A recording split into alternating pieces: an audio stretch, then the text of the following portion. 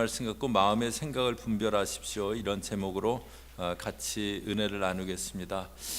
저희들은 겉모습을 보고 보통 그 사람이 어떤 사람인가를 많이 판단합니다. 뭐 관상을 본다, 뭐 그러기도 하잖아요. 그 사람의 겉모습을 갖고 그 사람이 어떤 사람인가를 많이 판단합니다. 그래서 겉보기에 그럴듯하면 괜찮은 사람으로 그렇게 봅니다. 그래서 이제 사람들이 그럴듯하게 보이려고 자기를 꾸미기도 그렇게 합니다. 그런데 저희 사람에게는 마음이라는 것이 저희에겐 있습니다. 그래서 겉으로는 이렇게 괜찮아 보이는데, 겉으로는 나이스해 보이는데 속은 전혀 그렇지 않은 그런 사람들이 있습니다. 겉으로는 바른 것 같은데 속은 아주 비뚤어진 그런 사람들이 있습니다. 반면에 이제 겉보기에는 좀 무뚝뚝하고 이렇게 호감 안 가 보여도 속으로는 참 이렇게 속은 따뜻한 그런 사람이 있어요. 그래서 마음의 모습이 진정한 그 사람의 모습이라고 할 수 있습니다. 저희들 겉으로 드러나는 모습이 아니고요, 마음의 모습이 진정한 그 사람의 모습인 겁니다. 저희가 지금 마태복음 5장을 통해서 예수님이 원하시는 의의 모습을 보고 있는데요, 지난주에는 살인하지 말라는 그 계명, 그걸 넘어서서 미움을 넘어서서 저희가 사랑하는 자리까지 나가야 된다, 그것에 대해서 보았습니다. 지난주에 봤던 그 살인하지 말라는 것은 이제 6번째 계명인데요, 그런데 예수님이 10계명 중에 계명을 한 가지 더 들어서 예수님 말씀대로 살아가는 게 어떤 것인가, 그것을 하나 더 설명해 주시는데요, 오늘 이제 볼 말씀은 간음하지 말라는 7번째 계명입니다. 그런데 이 내용을 통해서, 오늘 말씀의 내용을 통해서 저희가 경계해야 될 두 가지 마음이 있다, 그것을 보게 됩니다. 27절부터 다시 한번 보시면요, 또 간음하지 말라 하였다는 것을 너희가 들었으나 간음하지 말라, 이렇게 내 결혼 배우자가 아닌 그런 그 이성과 상대와 성적인 관계를 맺는 것, 그것은 이제 간음이라고 하잖아요. 지금 저희가 살고 있는 이 시대 가운데 아주 만연한 그런 풍조입니다. 그런데 지금 시대만이 아니고 이제 성경 시대도 마찬가지였어요. 그런데 예수님은 뭐라고 하시냐면요, 28절에 나는 너희에게 이르노니 음욕을 품고 여자를 보는 자마다 마음에 이미 간음하였느니라. 음욕을 품고 여자를 보는 것, 어떤 그 실제적인 어떤 육체적인 그것만이 아니라 음욕을 품고, 마음의 음욕을 품고 여자를 보면 이미 간음했다고 이제 그러시는데요, 저는 성경에서 이제 좀 약간 보면서 못마땅한 구절이 이 구절입니다. 왜 여자를 보는, 음욕을 품고 여자를 보는 자마다 이 남자만 언급했을까? 흑심을 품고 남자를 보는 자는 그것도 같이 넣었어야 되는 거 아닌가, 이제 그런 생각을 합니다. 그런데 이제 여기 음욕을 품고 여인을 보는 이 사람, 겉은 멀쩡한 신사일 수 있어요. 흑심을 품은 여인이 정숙하게 보이는 여인일 수도 있습니다. 그런데 마음에 음욕이 있는 거예요. 마음에 정욕이 있는 겁니다. 예수님은 그것이 이미 간음이라고 그러십니다. 실제로 마음속에 있는 그 생각, 마음속에 있는 정욕, 그것은 행동으로 연결이 되게 됩니다. 요셉이 17살 소년으로 애굽에 팔려가서 보디발 집에 노예가 됐어요.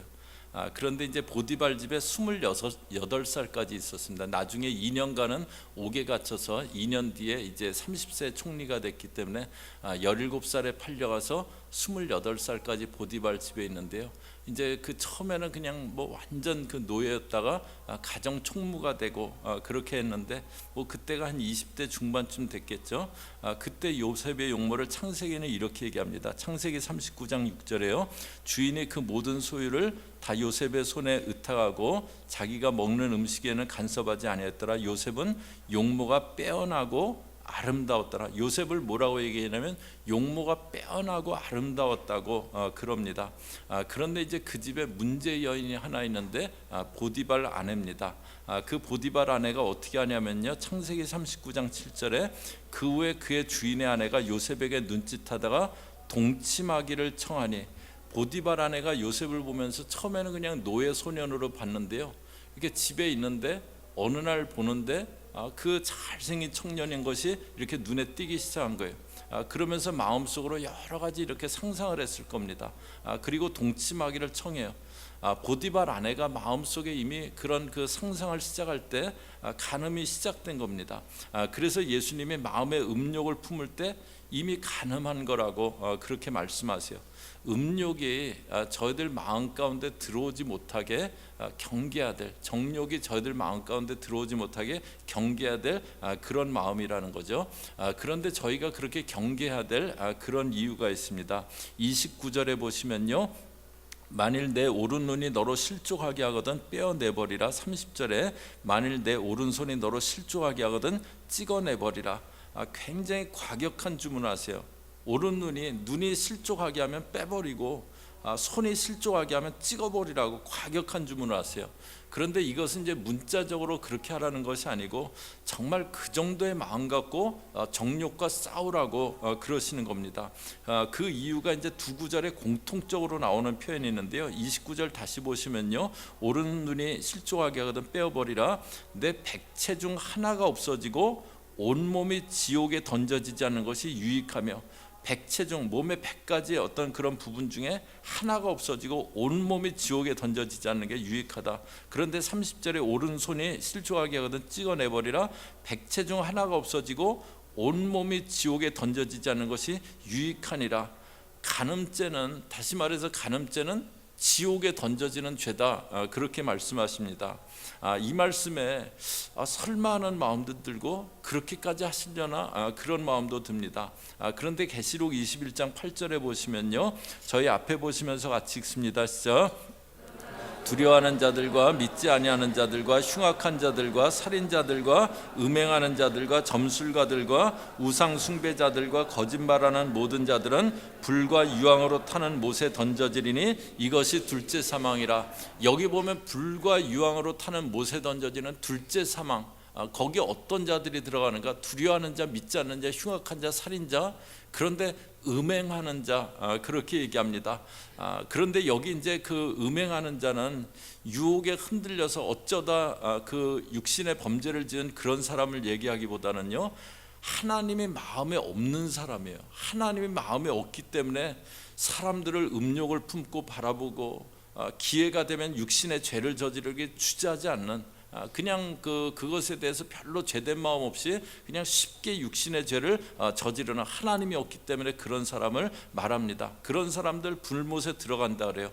그렇기 때문에 저희가 믿는 사람들이 어쩌다 또 잘못해서 어떤 정욕과 유혹에 넘어졌다, 그래서 이제 불못에 던져지는 심판을 받는 것은 아닙니다.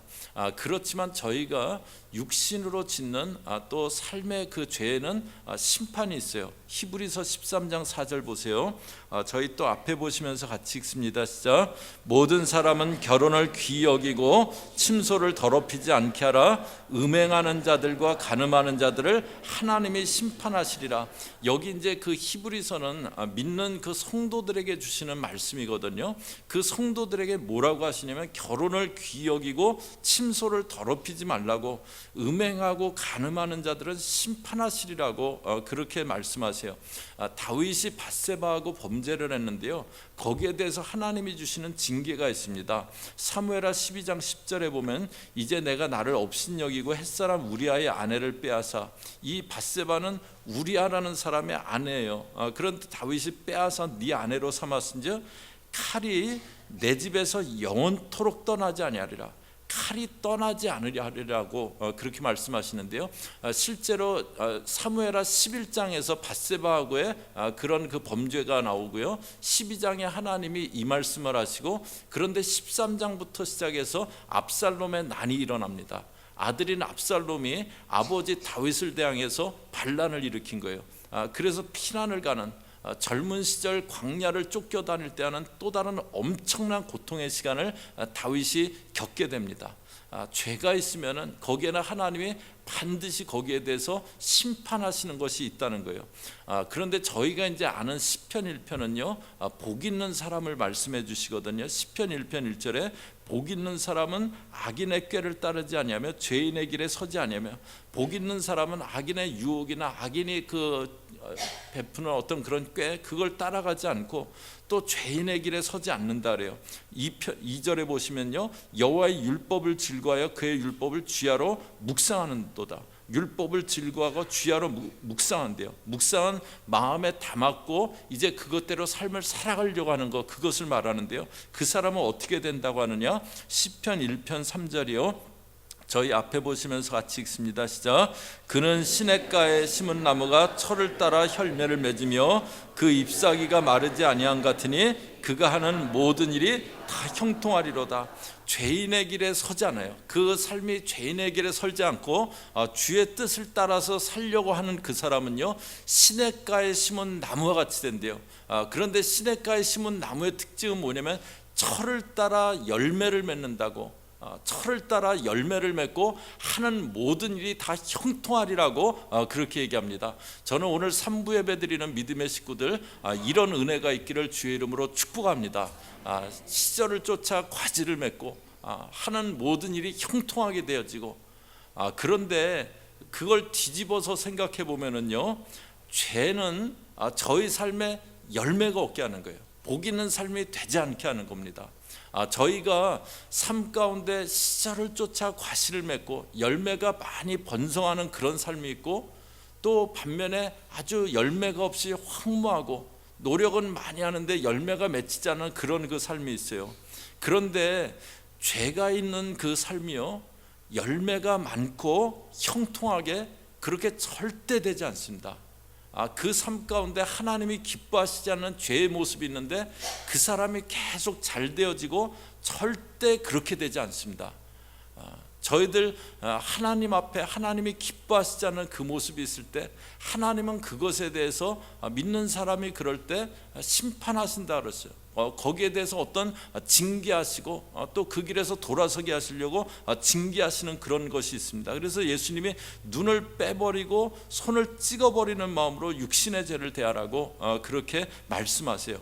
그 다음에 이제 저희가 경계해야 될 마음이 있는데요, 31절에 보시면 또 일렀을 누구든지 아내를 버리려거든 이혼 증서를 줄 것이라 하였으나, 여기 이제 이혼 증서라는 말이 있는데요, 이거는 이제 신명기에 나오는 말씀이에요. 신명기 24장 1절에 보면 사람이 아내를 맞이하여 데려온 후에 그에게 수치되는 일이 있음을 발견하고 그를 기뻐하지 아니하면 이혼 증서를 써서 그의 손에 주고 그를 자기 집에서 내보낼 것이요. 아내를 데려왔는데 수치되는 일이 있고 기뻐하지 않으면 이혼 증서 써서 내보낼 수 있다고 그렇게 했는데요, 여기 이제 수치되는 일을 기뻐하지 않으면, 이 표현을 이 성경 시대 사람들이 아주 악용을 했어요.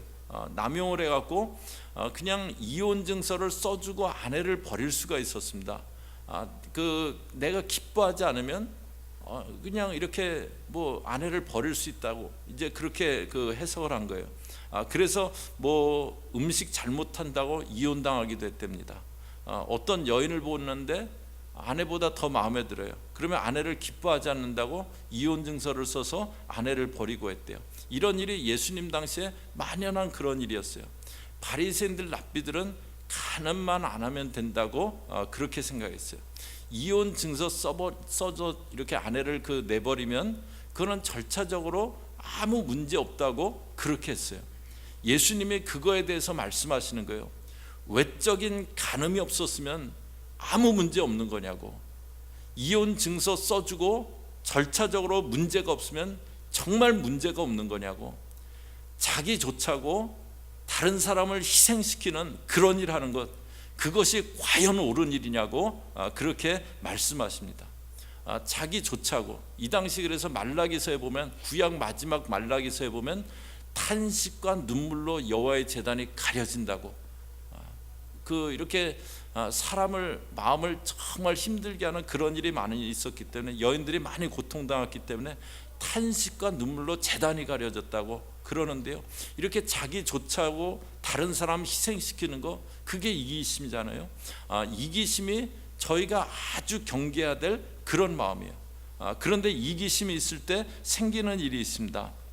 32절에 나는 너희에게 이르노니 누구든지 음행한 이유 없이 아내를 버리면 이는 그로 간음하게 하며 누구든지 버림받은 여자에게 장가드는 자도 간음함이니라. 자기 이기심 때문에 아내를 버리면 그 아내도 간음하게 하고 또 거기 장가드는 자도 간음하게 함이라고 해요. 이 당시에는 여자는 이렇게 생계 수단이 없었어요. 그래서 이렇게 버림받으면 또 어딘가는 이렇게 누구를 만나서 시집을 가야 됐어요.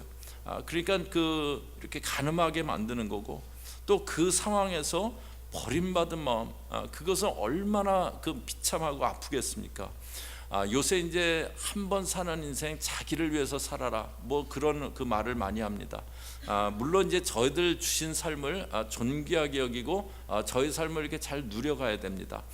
그러나 그거 위해서 잘못하면 다른 사람 희생하고 피해 줄 수 있잖아요. 나만 좋으면 된다고 생각하고요. 아까 보았던 보디발 아내 경우가 그렇습니다. 자기 욕망 때문에 요셉을 유혹했어요. 그러다 요셉이 어떻게 됩니까? 노예의 신분인 것도 너무 힘든 일인데 노예의 신분인 것도 부족해서 감옥에 내려가게 됩니다. 자기의 욕망 때문에 다른 사람의 인생을 완전히 짓밟고 바닥으로 떨어뜨려 버린 겁니다. 다윗 같은 경우에 밧세바가 목욕하는 거 보고 데려다 동침을 했어요. 전적으로 자기 위주로 자기 욕망만을 위한 이기적인 행동을 했습니다. 그 결과가 어떤 거였습니까? 우리아라는 이 밧세바의 젊은 남편이 있어요. 젊은 장수예요. 그 장수가 그 일로 인해서 아무 죄 없이 전쟁터에서 가장 치열한 곳에 내몰려서 생명을 잃게 됩니다. 성경에서 이렇게 가장 안타까운 죽음 중에 하나예요. 다윗이 자기 욕망 때문에 정말 앞날이 창창한 그 젊은이 한 명이 생명을 잃게 그렇게 만듭니다. 이기심은요, 남에게 어떤 형태로든 피해를 주게 돼 있어요. 그래서 저희들 마음이 이기적이 되지 않게 그거 저희가 참 경계해야 됩니다. 내가 이기심의 마음을 품을 때 누군가는 피해와 어려움을 겪을 수 있다.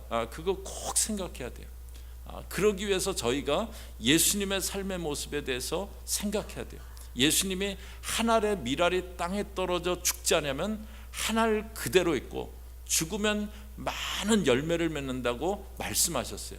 그런데 그렇게 자기가 죽어서 많은 열매를 맺으려고 했던 그 모습, 그게 예수님의 삶의 모습이셨습니다. 예수님은 인간을 구원하기 위해서 자기의 생명을 주셨습니다. 예수님은 저와 여러분에게 생명 주시려고 자신은 십자가를 지셨습니다. 예수님은 저희를 살리시려고 자신은 십자가 갈보리 언덕을 올라가셨습니다. 희생당하셨습니다. 이기심이 있으면은요, 그 주변의 그 사람들은 피해와 어려움을 겪게 돼요. 주변에 있는 사람들 피해당하고, 이기심이 누군가 있으면 그 주변 사람들이 어려움을 겪게 돼 있어요. 그러나 희생이 있는 곳에는 주변 사람들은 생명을 얻고 주변 사람들은 거기서 은혜를 누리는 그런 일들이 있게 됩니다. 저희가 지금 시대 마지막 때 말세다, 이제 그런 얘기를 하잖아요. 그런데 말세의 특징에 대해서 디모데후서 3장에서는 이렇게 설명합니다. 디모데후서 3장 1절에요.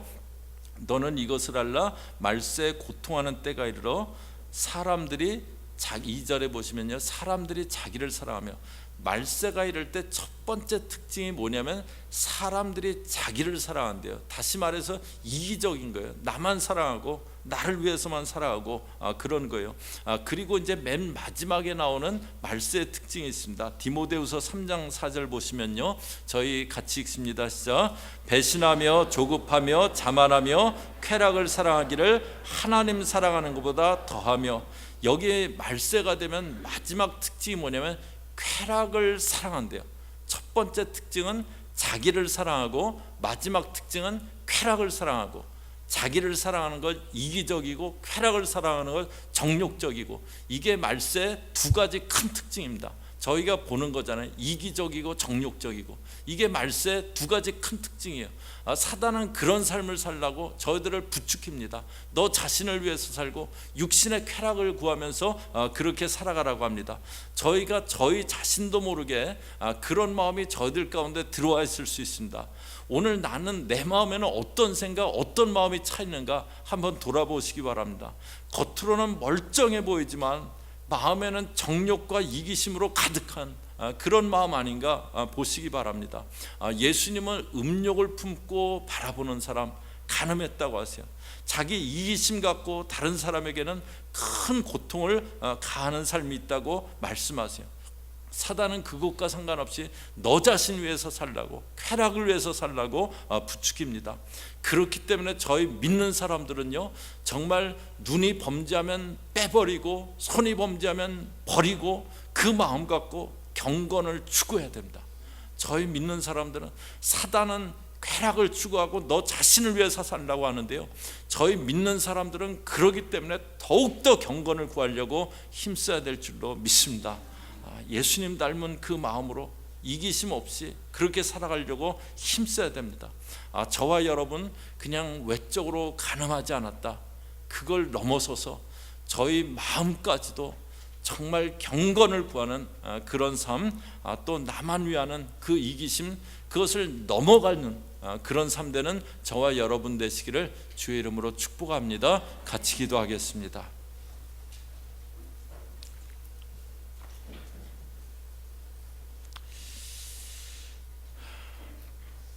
하나님 아버지,